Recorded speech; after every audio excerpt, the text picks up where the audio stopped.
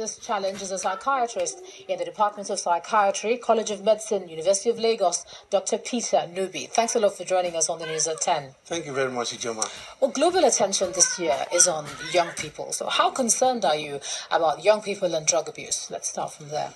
Well, Ijoma, there's a national calamity facing us. We're in trouble because the hope of this nation, the future of tomorrow, the hope that we all believe that by the time the old ones, the time they leave, we take up the mantle of leadership. They are dying. When I say dying, it is not physical death, but they are dying of drug addiction. And it has become not only a national menace, but a national emergency.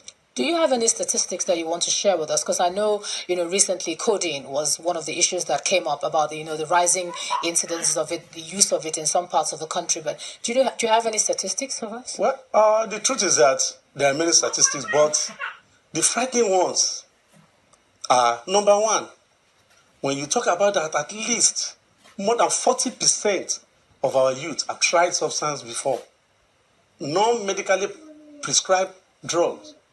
Two, the fact that the adolescent youth between the age of 25 and 30, you have 32% of them that have positive perception about drugs. What do you mean? That is, when you ask an average youth in Nigeria that, the drugs, the effect and everything, they glamorize it. They never see it as something dangerous. That is, because once the perception is there that, it's beautiful, from musicians and everything, it starts from perception. And when you're having 32% of positive perception with regards to is drug dangerous or not, then we need to start there. But what is it about drugs, in this season or this era, shall I say? Because there are campaigns. The more you say no to drugs, the more they seem to be addicted to them. What are some of the factors that's causing it? Well, there are multifactorial issues. First of all, we are losing our values.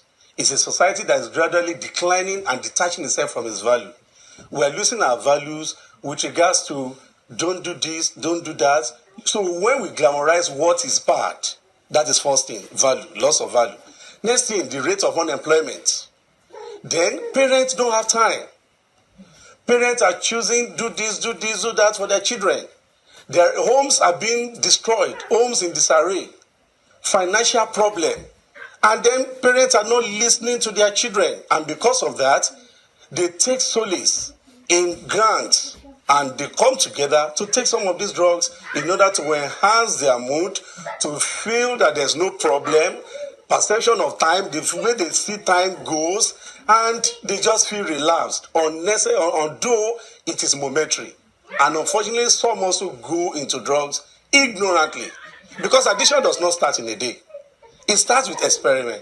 We're having party. Text this. This is nice. Then you move to the next stage, which is purposeful. Ijoma, that thing you gave me the other time. It made me to sleep. It made me to relax. It made me to feel so. Can I have it? So you now begin to use it. And then you move to the third stage, which is intensive use.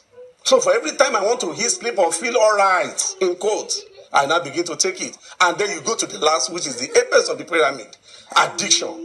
At that stage, you are no longer in control. The drug is now the one in control of you. All right, so just briefly now, for parents and guardians that are watching tonight, what are the top 3 signs that they should look out for? And then how do you think we can bring this to some sort of an end? That's a very good question, because the truth is that you will not actually catch any of this until maybe they've gone mentally ill or they've been sent out of school or anything. There are signs that you know that your child is having a problem of drugs. One, school performance. Because there's what we call primacy of use. Rather than face the academics, they will start neglecting lectures and co. So performance. Two, they begin to interact less. Less interaction. They want to keep to themselves because they want to hide the thing. They don't want it to perceive. They don't want it to... And they take all sort of things. Mixtures. Pit latrine, petrol, gum, gutter... Everything, lizard dung, every other thing. So when you see that your word is withdrawing, it does not want to pick call, and busy I'll call you and everything, there may be a problem.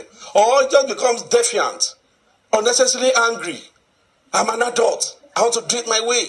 You are controlling me. Those are signs that some things are going underneath. All right, Dr. Peter Nubi, thank you so much for sharing your thoughts with us as we try to bring this challenge to an end. Thank you so much. Thank you very much, Joma.